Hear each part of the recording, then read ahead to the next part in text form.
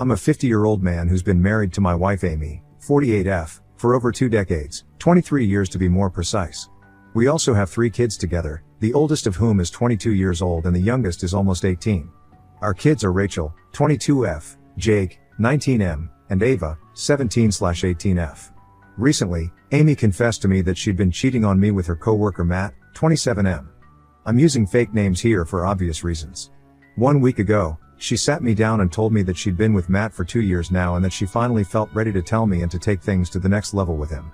All our kids are pretty grown up as well and Ava will be an adult in 2 months, so she believed that this was the perfect time to tell me the truth.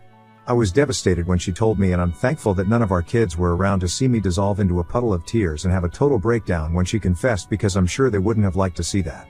Rachel moved out for work after college, Jake is in college, and Ava was at a friend's place that day, so we had the house to ourselves, and I'm sure that that was the reason why Amy picked that day to tell me the truth. She tried to comfort me while I was crying and begging her not to leave and give our marriage another chance, but she told me that she could no longer stay with me anymore and waste more of her time being stuck in a loveless marriage. My entire world had been turned upside down that day, so naturally, my first reaction was to try to make her stay and be in denial of whatever she'd told me, so I'd appreciate it if nobody judged me. It was all said in a moment of weakness. I let myself sob for half an hour before the realization finally set in and I managed to compose myself. Amy had been patting my arm all along and saying things like it'll get better and you'll find someone, treating me like a wounded puppy and not her husband who she'd cheated on and then dumped after 23 years of marriage. Once I pulled myself together, I stood up and told her to leave the house because I didn't want her around anymore once they came back. She was visibly surprised that I'd gone from begging her to stay to asking her to leave the house, and to be honest, so was I, but I said it nevertheless. If she had anything to say at that point, she didn't say it at the time and left in silence after adding a few belongings of hers in an already packed duffel bag, so I knew that she'd already been planning to leave and had seen this coming. She then left after an awkward side hug that I didn't even reciprocate and just stood there stiffly like a statue. After Amy left, I think I must have cried like a baby for the next couple of hours until Ava came back home. I was shattered and didn't know what to do with myself anymore because my marriage had fallen apart, and even worse, the woman I'd loved more than life itself had cheated on me and continued to cheat on me for 2 whole years until she finally told me. She didn't even think there was anything messed up with what she'd done, because the entire time after she'd confessed, she just kept acting like it was no big deal and only tried to comfort me because she probably felt uncomfortable just sitting there silently while I sobbed. There were a million things that were and are still going through my mind in an endless loop, but at least I'm feeling considerably more stable now since 1 week has passed and I've been able to hold myself together for the sake of my kids. If not for myself, I most certainly have to be strong for them, because this has come as a huge shock to them too. When Ava came home that day, she found me sleeping on the couch, and when I woke up, she could tell that I'd been crying because my eyes were all red and puffy. She asked me what was wrong and where her mother was several times before I finally told her, because I knew that saying it all out loud would make it real and I'd end up crying again. But I did tell her the truth and inevitably ended up sobbing some more, which felt kind of embarrassing, but at least Ava was there to comfort me and it was genuine. She was just as much in shock as I'd been when I first found out. I wasn't thinking straight at the time, and so I hadn't told anyone anything by then, but Ava made several calls and managed to inform her siblings and asked them to come home as soon as they could, and also told her uncle, my brother, so he could come over and help us out. My brother Eric, 45M, is still single by choice, but he's a solid guy and I knew I could always count on him if I was ever in any sort of trouble. He proved me right when he showed up at my house within hours of Ava's call, even though he lives quite far away. He knew that I needed to rest my head and grieve the end of my marriage and life as I knew it for a few days, so he moved in with us to help take care of us all for the next couple of days. It's been a week and he's still here, and so are all my kids. We're all trying to cope with this together and make sense of the situation somehow, because it still feels a little like a nightmare I can't seem to wake up from. I didn't think that Amy leaving would have such an impact on me and my mental health, but I think Eric was right to take that call and move in, because I've been really lost ever since she left and can't even seem to bring myself to get out of bed in the mornings. So yeah, I believe that I do need all the help I can get. My kids are also being incredibly sweet and I'm thankful for it. I've spoken to my lawyer about everything and we're preparing ourselves for the inevitable divorce now. I haven't actually filed for divorce yet myself because I've been waiting for Amy to serve me, and it was strange that it hadn't happened so far, but last night, I got to know why exactly she hasn't filed for divorce yet, even though she's told me that she's leaving me. Yesterday, really late at night, I received a call from Amy and I was shocked because we hadn't spoken since she left and I didn't have any idea why she'd be calling me after almost a week out of the blue. I answered her call and she sounded distressed and I knew that she'd been crying. She asked about the kids and I told her that they were all here and so was my brother, and tried to keep the concern out of my voice to the best of my abilities because I didn't want her to know that I still cared. I did and still do, but I just didn't want her to know that. After she asked about the kids and I replied as brusquely as I could, she started crying on the phone, and it took me by surprise because I didn't expect her to break down. She's the one who'd cheated on me and then left, so it didn't make sense for her to be crying. I couldn't stop myself, and before I knew it, I'd asked her if she was alright, and then she told me that Matt had turned her away when she'd asked to move in with him the day that she left our house. Apparently, he wasn't ready for a relationship yet and was just messing around with her. He told her to her face that he was still young and wanted to have all the fun that he could before he finally settled down, and while Amy is attractive for her age, she's still 50 and has 3 kids, and that's not his idea of an ideal wife for his future. Because he does want kids and a long life ahead with whoever he chooses to marry, and due to Amy's age, a future is not something she can offer him, which is why he doesn't think they should be in a real relationship or move in together. So neither is Matt ready for a relationship, and even if he was, he wouldn't be in one with Amy, and now she was having a total breakdown over it because she had nowhere to go. She was crying on the phone for like 15 minutes because now she knew that she'd ruined her life with that affair, and I honestly felt really satisfied with whatever was happening. She told me that our kids weren't speaking to her now and they'd all blocked her everywhere without a word, and that she'd been living in a hotel for the past week because she didn't know if I'd have her back or not, and she was too afraid to ask me. She'd finally broken down and called me yesterday because she couldn't think of what else to do, and obviously she couldn't just live in the hotel forever. And now, she was calling to ask me if I'd let her live with her and give her one more chance. I was dumbstruck at the sheer audacity to even ask this of me, and within seconds, all my concern and sadness disappeared and was replaced by anger, which really should have happened a long time back. I told her right away that there was going to be no second chance for her, just like she didn't give me one, and that I was glad that this was happening to her because she deserved every bit of this for what she'd done. I then hung up without waiting for a reply and turned my phone off so I could go to sleep without thinking about her. I was really pissed off that she'd even thought for a second that even after what she'd done, she could just come running to me and I'd fix the situation for her like always. We'd had a lot of ups and downs over the years in our marriage like any other married couple, but I'd always tried to fix every fight, even though she'd rarely ever apologized to me. It was always me who was chasing after her and trying to make it up to her even if I wasn't in the wrong, but I'd had enough. I couldn't look past this, I couldn't forget this, and I most certainly didn't even want to, because this was the reality check that I needed. I'd always loved my wife more than she loved me and more than she deserved to be loved, but that ended now. Now I don't think I did anything wrong by asking her to leave the house and refusing to let her come back, because after all, the house is technically mine since I'm the one who bought it, so it's under my ownership legally, and she can't force me to let her live her, but she's been trying to manipulate me into believing that I'm being cruel to her somehow. After I finally turned my phone back on this morning, I found several texts from her that she'd sent last night after our phone call.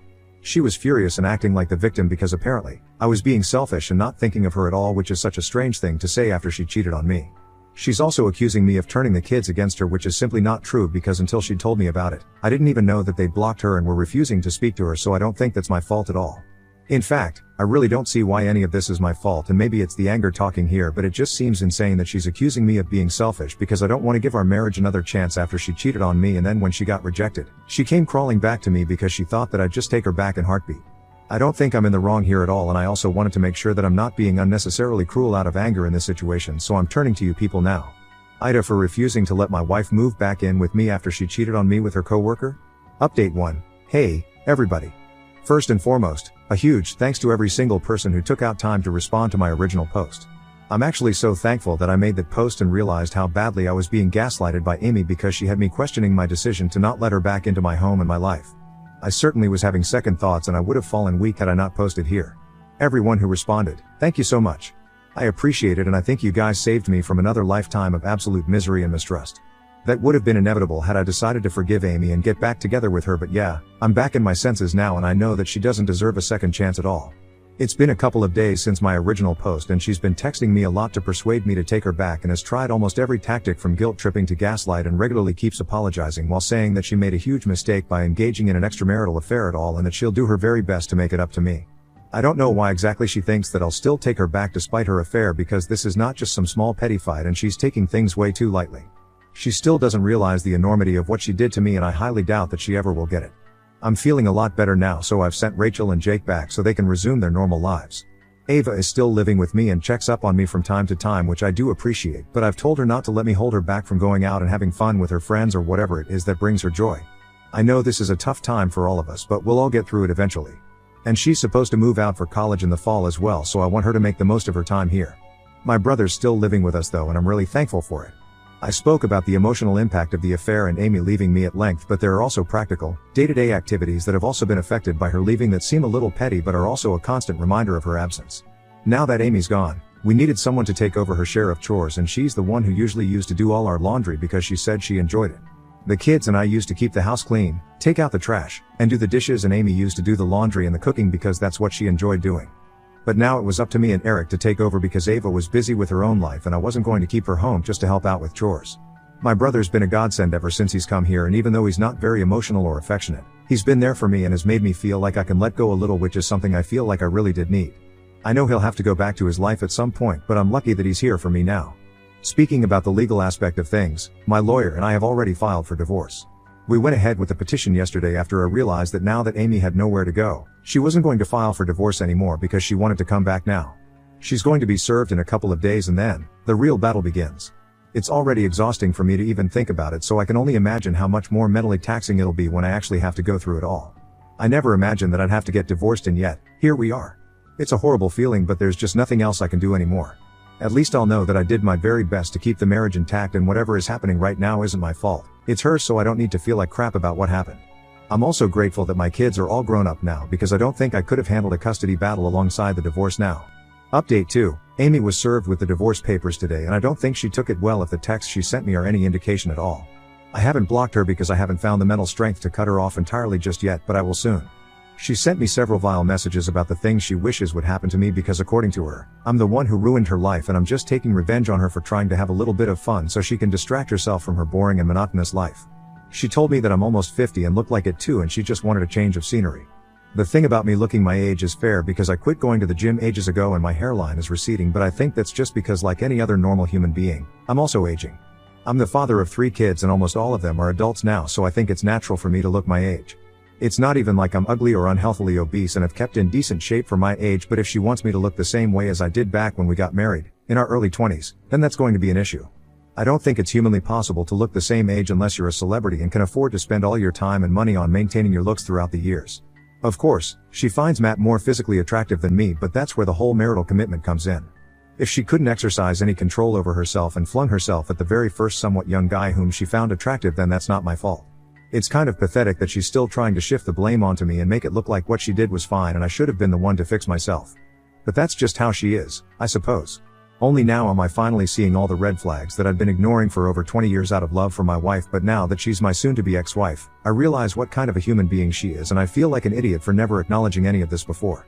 I should have known, but I chose to ignore it all because I loved Amy. And even now, somewhere deep down I know that I still do, which feels pathetic and embarrassing to admit, but I can't help it. That's really what has prevented me from blocking her and cutting her off entirely so far, but I'm just praying that I find the strength to do it soon enough because I don't think I can keep up with her insanity anymore. I don't want to see more of whatever this side of hers is. I won't call it her evil side because what she's doing is beyond that. It's cruel to the point of hilarity, if that's even a thing. Update 3. So there's been a very ironic turn of events, but thankfully it doesn't affect me directly. I learned from my daughter Rachel a couple of hours ago that as of now, Amy is having online drama with Matt because yesterday, she posted a rant about how Matt had led her on for 2 years and then eventually dumped her because he didn't see a future with her.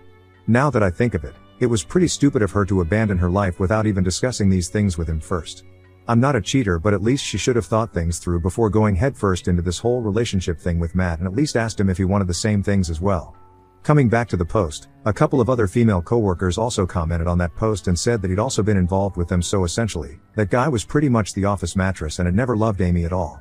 I didn't believe in karma earlier, but this is just karma at its finest, and I can't believe that this is happening to her.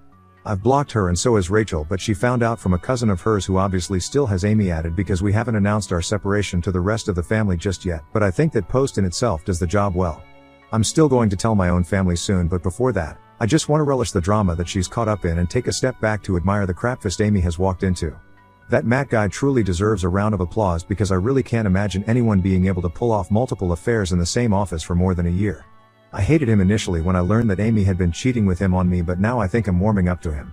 I might even congratulate him and tell him well played or something, I don't know. All I know is that this is the perfect payback for what Amy did to me and is really just a perfect example of the repercussions of cheating and ruining your perfect life just for a little bit of fun, as she put it herself. At least I'm going to be out of this mess and her life soon enough now, and I can't wait for the divorce to come through at this point. Update 4. Hi, it's been a little over a month since my original post and we're currently in the negotiations phase for the settlement. It's incredible how I now look at her and feel absolutely nothing for her anymore. She smiles at me sometimes during the meetings and tries to talk to me after them, but I do my best to avoid her and keep my distance. As far as I know, she's living with a friend of hers now and has been fired from her previous job, but I don't think I'll have to give her any alimony because of the very public confession of her infidelity on Facebook, thanks to her delusional belief that Matt would be serious about her at some point. I don't even need to prove that she'd been cheating because she did all the work for me herself. My kids are still not speaking to her and we like to pretend that she doesn't even exist anymore. I know it's not exactly healthy, but we'll think about that later when some time has passed. Right now, it's way too fresh to be discussed. Emotionally, I'm doing a lot better than I was when I first posted here, and I know it'll just get better with time. I'm probably going to start therapy in a few days once I have more time after the divorce is finalized or something, and maybe that'll help me feel okay about everything eventually.